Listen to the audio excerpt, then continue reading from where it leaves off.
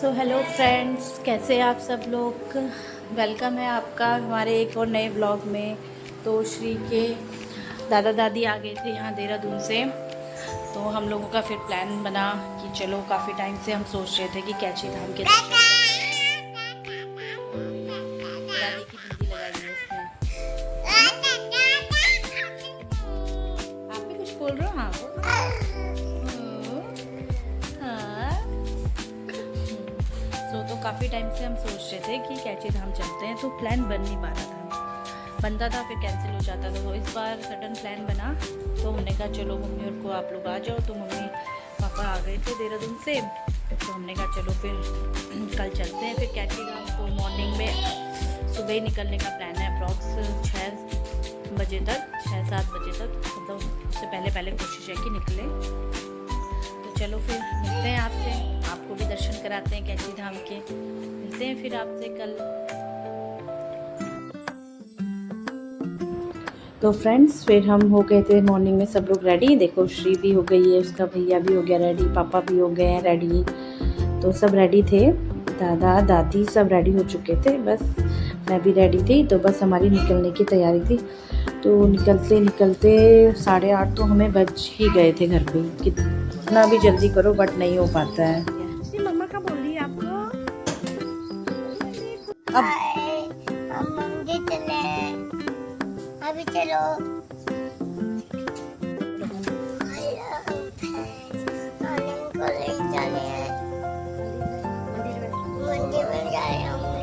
हम जा रहे हैं, फिर हमारे साथ चलो, फिर हमारे साथ आना। फ्रेंड्स, रास्ते का व्यू इतना ब्यूटीफुल था, इतना ब्यूटीफुल था, बस मन कर रहा था बस वहाँ बैठ के बस वहीं देखते रहे, नेचर को ही निहारते रहे। सच में, रियल में, इतनी गर्मी में और वहाँ जाना, ऐसा लग रहा था हम स्वर्ग पहुँच गए। क्योंकि वहाँ के लोग, इवन हम कहीं जगह तो हमने देखा कि लोग जैकेट एंड स्वेटर में थे। तो फाइनली हम पहुँच गए बाबा के दरबार। जय नीम करोली बाबा की। तो लगभग 3 घंटे का सफ़र करके हम बाबा के दरबार पहुँच गए। तो वहाँ पे पार्किंग भी दी गई है, तो वहाँ पार्क गाड़ी, जो भी गाड़ी अपनी गाड़ी से आता है तो पार्क कर सकता है गाड़ी। उसके अलावा अगर शूज़ वगैरह आपको रखने हैं तो अपने पास, मतलब गाड़ी वगैरह में रख सकते हैं। अगर नहीं तो वहाँ पे रैक वगैरह दिए गए हैं, चार्ज वगैरह नहीं लेते हैं, तो गारंटी भी नहीं रहती है कि कोई भी अगर ले गया। बट ऐसा कुछ नहीं है, कोई ऐसा तो लेके नहीं जाता है। तो हमने भी अपने स्लीपर, शूज, सैंडल्स वगैरह जो भी थे हमने वहीं पे रखे। तो उसके बाद हम चले गए दर्शन के लिए। तो जो गेट है वहाँ से लेकर मेन गेट तक फ़ोन अलाउ है। तो सभी लोग अपना फ़ोन यूज़ कर रहे थे, कोई वीडियो बना रहा, कोई सेल्फ़ी ले रहा था। तो हमने भी कुछ फ़ोटोज़ ली, सेल्फ़ीज़ ली, वीडियोस क्लिप बनाए।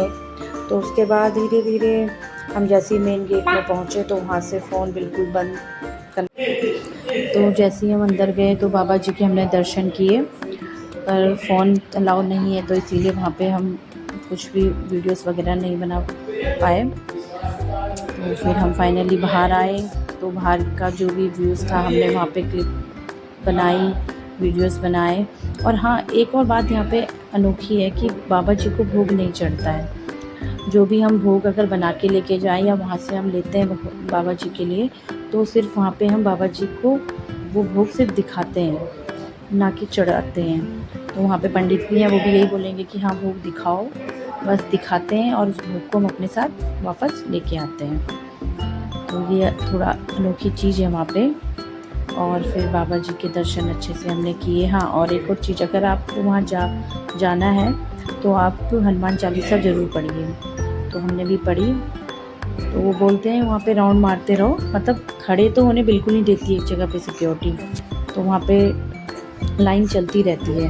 अगर हम ये डर जाएं कि इतनी भीड़ है, कैसे दर्शन होंगे, कैसे होगा।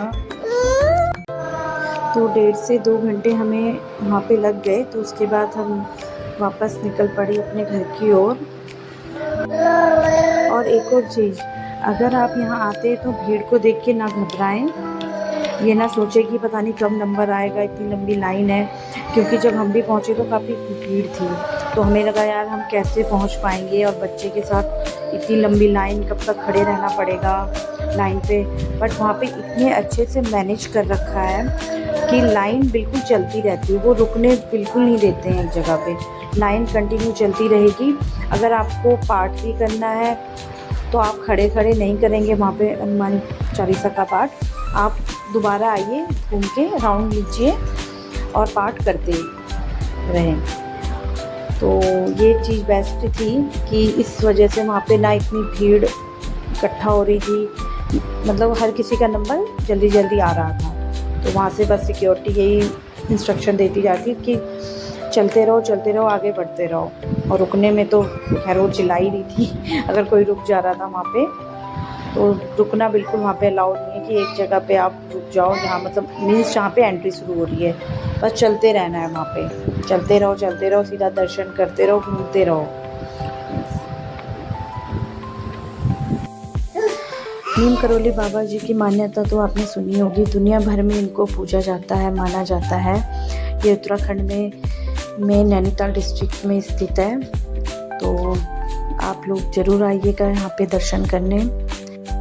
माना जाता है कि कोई भी अगर सच्चे मन से, सच्चे दिल से अगर मन्नत मांगे तो बाबा ज़रूर पूर्ण करते हैं, और ये सच भी है। मेरा खुद का अनुभव है कि बाबा जी से मैंने भी जो कुछ मांगा, जब मांगा उन्होंने पूरा किया।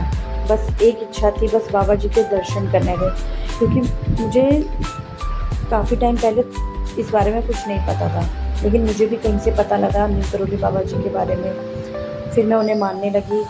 लगभग 1.5 से 2 साल हुए हैं मैं बाबा जी को मान रही हूँ, और उन्होंने अपनी कृपा बरसाई है मुझ पर।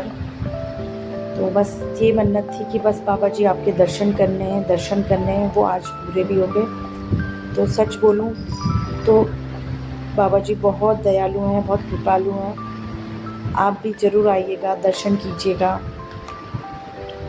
तो इसी के साथ हम लौट चले वापस।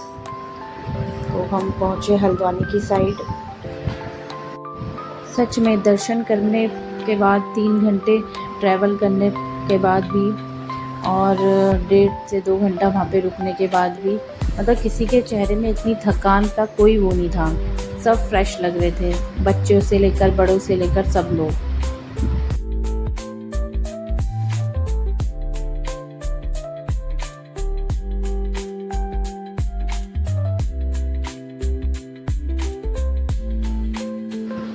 तो श्री आते समय दादी के साथ खेलते हुए आई, सीताराम सीताराम करते हुए आ रही थी।